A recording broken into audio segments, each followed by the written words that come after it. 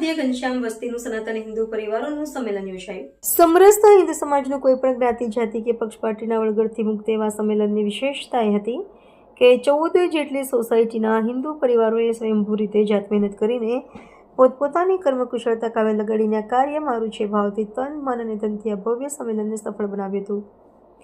આ સંમેલન દ્વારા પ્રાંતવાદ, ભાષાવાદ, જ્ઞાતિવાદ, જાતિવાદ, ઊંચ નીચ બધા બંધનોથી મુક્ત સમરસ હિન્દુ સમાજ એક પાથરણે બેસી શકે, એક પંગતમાં જમી શકે એવો મજબૂત સંદેશ સમાજમાં પ્રસ્થાપિત થયો છે.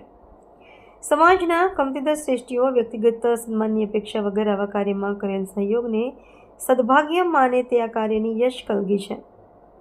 કાર્યક્રમના પ્રારંભે સવારે આશરે 450 જેટલા બહેનોએ પરંપરાગત વસ્ત્ર પરિધાન સાથે કલશ યાત્રા યોજી હતી, જે બધી જ સોસાયટીઓ સહિત નગરના મુખ્ય બારોઈ રોડથી કાર્યક્રમ સ્થળે પહોંચી હતી. રતડિયા ગણેશવાલાથી પધારેલા સાધ્વીજી શ્રી મૃદુલા બાબાના અતિથિ વિશેષ સ્થાને યોજાયેલ સાંસ્કૃતિક કાર્યક્રમ તથા વક્તાઓના ઉદ્બોધનનો લાવો 1500 જેટલા શ્રોતાઓએ લીધો હતો.